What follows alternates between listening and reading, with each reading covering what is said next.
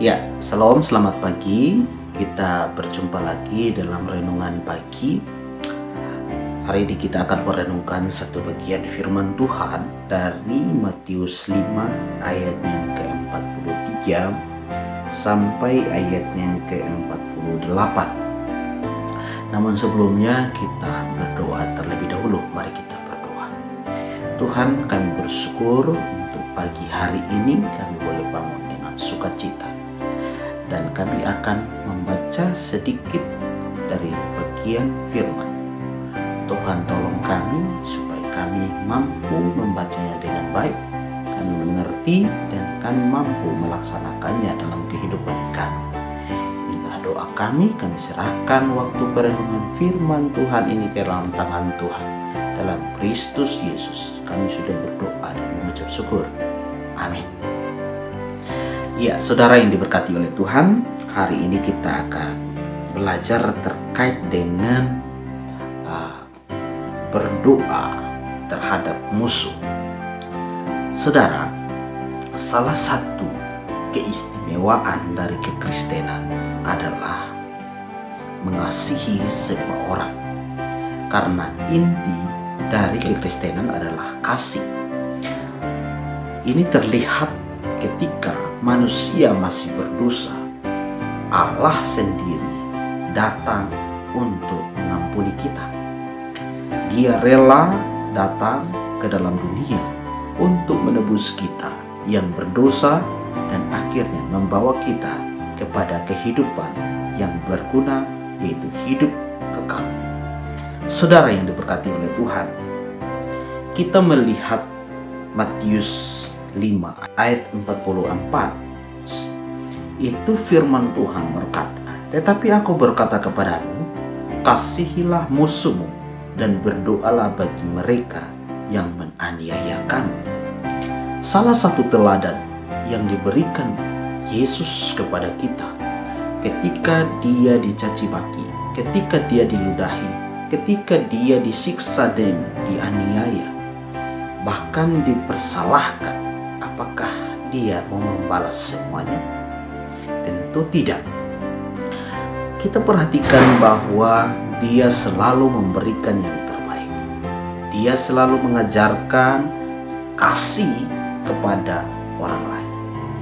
Dan ini terlihat ketika Yudas yang adalah muridnya menjualnya. Tapi apakah Yesus membencinya? Tidak. Yesus tidak pernah membenci Yudas.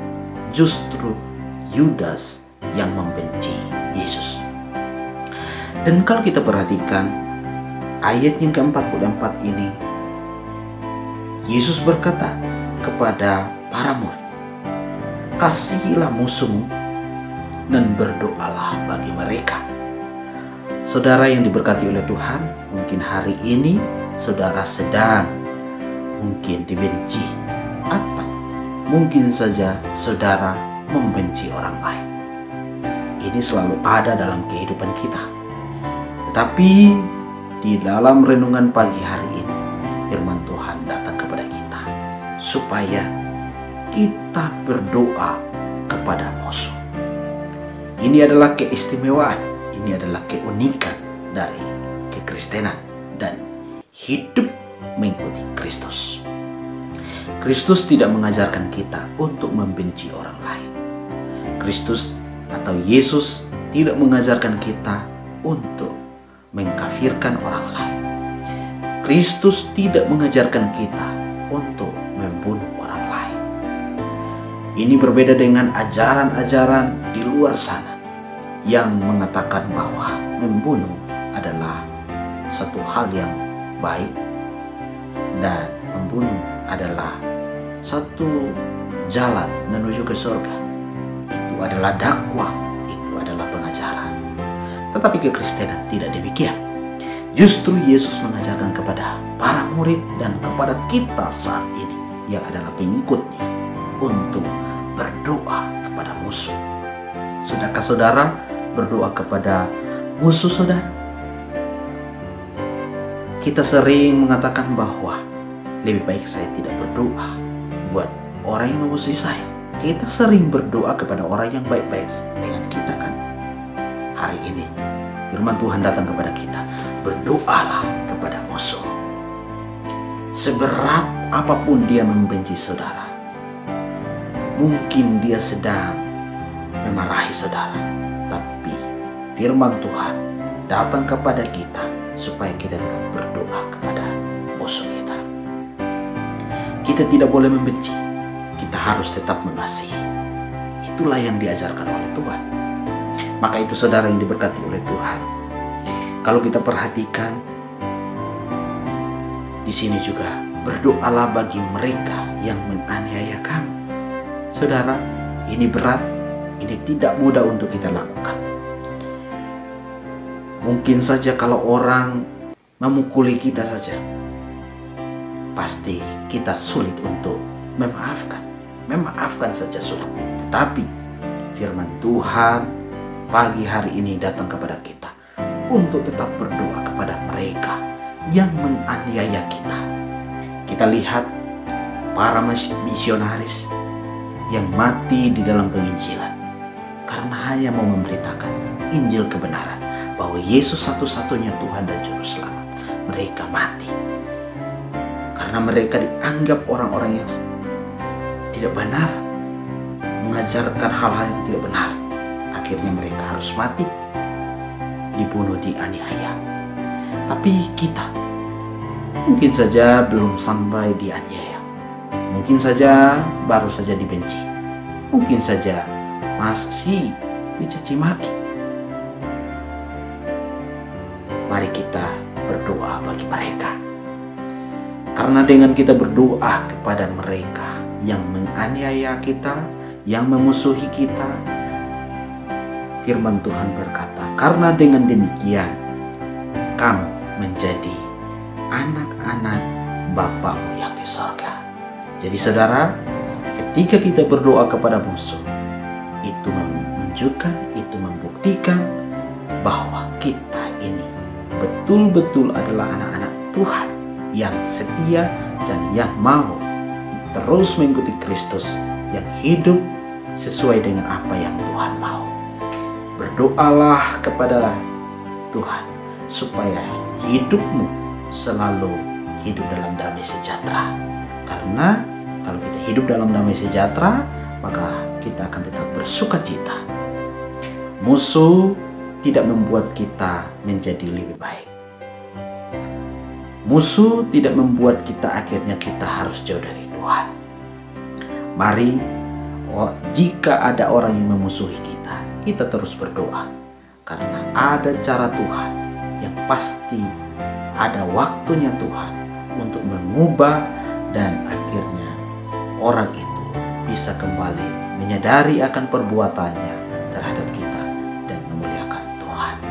Biarlah orang melihat setiap perbuatan saudara dan orang bisa memuliakan Bapa-Mu yang di surga, sebagaimana firman Tuhan kita kemarin terkait dengan hidup menjadi garam dan terang. Maka itu saudara yang diberkati oleh Tuhan. Kita lihat di sini bahwa Kristus sudah menebus kita. Kita sudah hidup dalam kebenaran. Maka itu mari kita kasihi semua orang. Mau musuh, mau yang membenci kita, kita tetap mengasihi dia sebagaimana Kristus mengasihi kita. Kalau kita masih berdosa saja, Allah mengasihi kita dan Dia mau mengampuni setiap dosa kita. Masakan orang yang hanya membenci kita, memusuhi kita, kita tidak bisa memaafkan, berdoa bagi dia. Yesus ketika dia dicaci maki, apa yang dia katakan? Tuhan, ampunilah mereka sebab mereka tidak tahu apa yang mereka berbuat. Mungkin ini sangat berat untuk kita lakukan, tapi Tuhan meminta kita supaya kita hidup benar sebagaimana Tuhan katakan kepada kita. Karena di dalam ayat yang ke-48 firman Tuhan berkata, karena itu haruslah kamu sempurna sama seperti Bapa-Mu yang di surga adalah sempurna. Memang kita tidak bisa Kita tidak mungkin sempurna, tapi mari kita berjuang. Karena dengan berjuang, kita akan mampu melewati kehidupan-kehidupan yang mungkin kita anggap kita tidak mampu. Tapi ketika kita bersama Tuhan, kita berdoa kepada Tuhan, maka tidak ada sesuatu yang mustahil bagi Dia. Orang yang membenci kita akan mendatangi kita.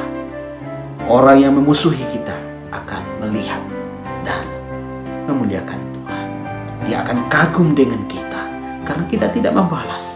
Maka itu, ketika orang memusuhi kamu, jangan membalas. Ketika orang memarahi kamu, jangan membalas. Tetaplah tenang, tetaplah dalam sukacita Tuhan, dan berdoalah kepada saudaramu yang memusuhimu. Dan mungkin saja kita lemah, kita terbatas. Ketika saat itu mungkin kita membalas, tapi mari kita tenangkan hati kita. Kita berdoa sungguh-sungguh supaya Kristus tetap ada dalam hati kita. Roh Kudus biarlah memimpin hidup kita, dan hidup kita menjadi kehidupan yang berguna, bermanfaat untuk kemuliaan Tuhan. Kiranya Tuhan memberkati kita dalam renungan pagi hari ini. Tuhan Yesus memberkati kita. Mari kita berdoa. Tuhan, kami bersyukur untuk renungan pagi hari ini. Hamba-Mu sudah selesai berbicara. Biarlah firman-Mu terus berbicara kepada kami, untuk kami mampu melakukannya. Kami adalah orang lemah, tapi kami tahu bahwa Engkau adalah Tuhan kami yang selalu mengingatkan kami melalui kuasa Roh Kudus, supaya kami mampu melakukannya.